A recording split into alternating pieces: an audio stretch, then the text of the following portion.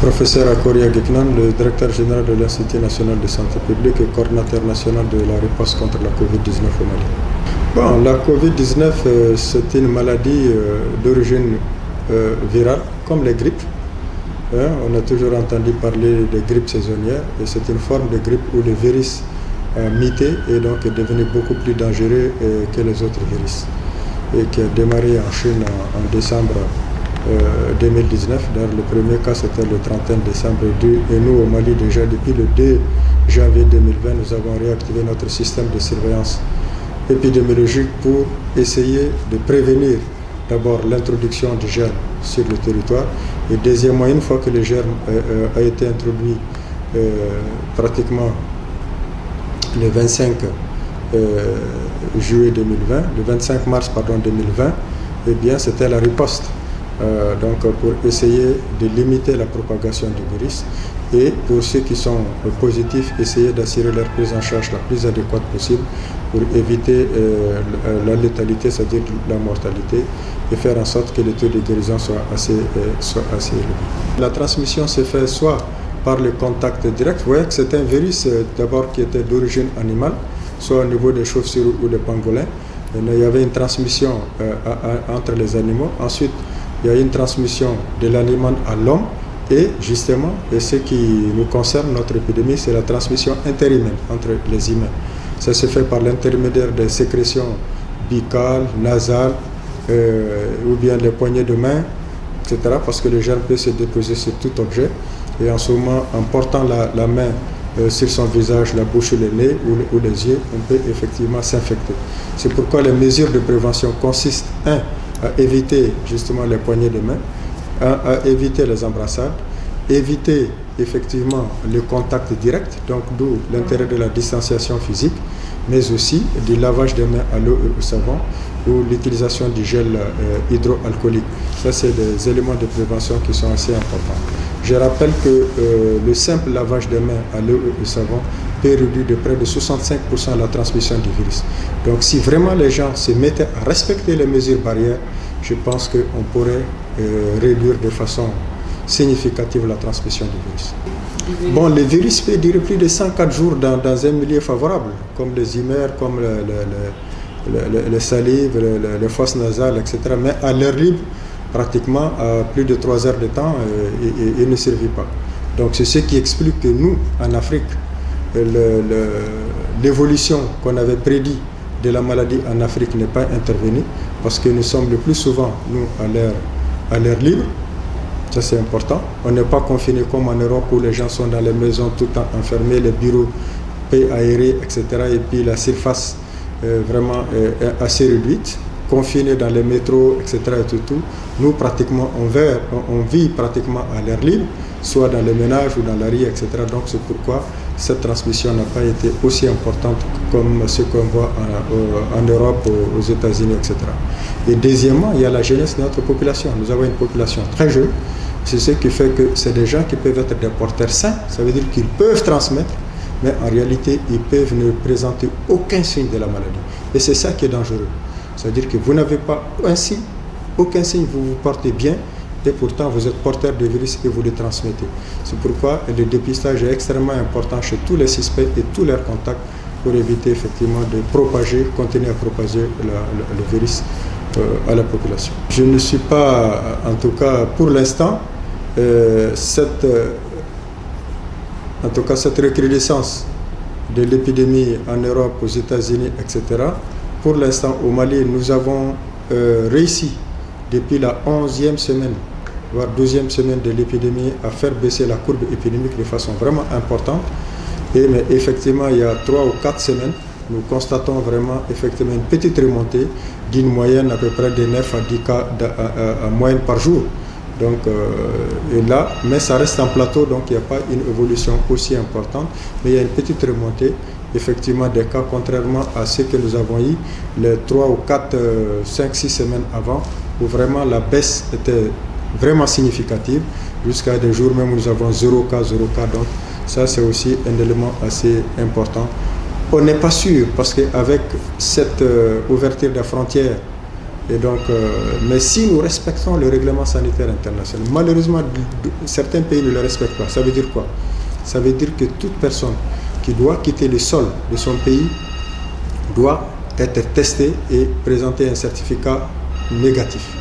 De la même manière, celui qui rentre dans un autre pays doit présenter un certificat négatif.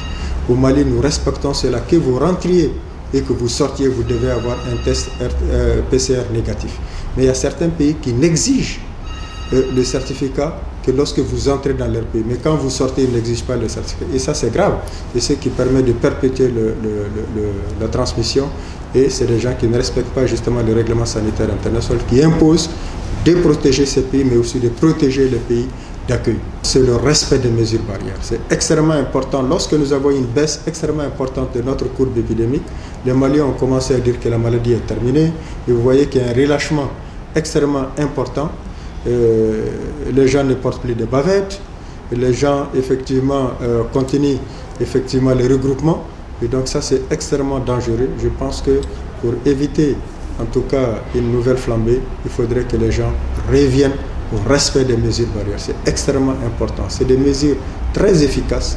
Le simple, je dis, lavage des mains à l'eau et au savon, le port du masque peut déjà vraiment empêcher la transmission de plus de 60 à 65%. Ça, c'est extrêmement important. Et deuxième élément, il faudrait lutter contre les fake news. Les gens qui disent que, bon, effectivement, la maladie n'existe pas. C'est bien dommage avec tous ces décès que nous avons et les gens disent que la maladie n'existe pas.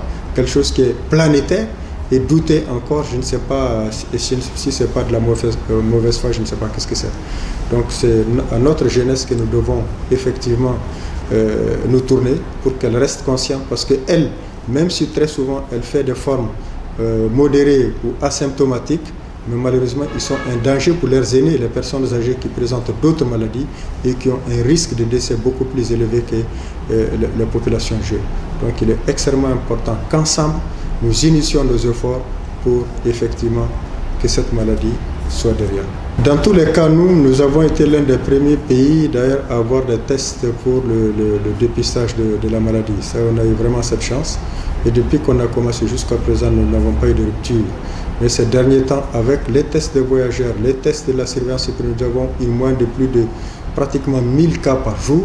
Et donc, effectivement, ça entraîne une consommation de réactifs, ça consomme les kits de prélèvement, ça consomme les kits d'extraction. Ça, c'est extrêmement important. Effectivement, si nous n'avons pas de réapprovisionnement, et parce que les voyages ils ne sont pas interrompus, je dis nous avons en moyenne pratiquement plus de 800 à 1000 personnes par jour.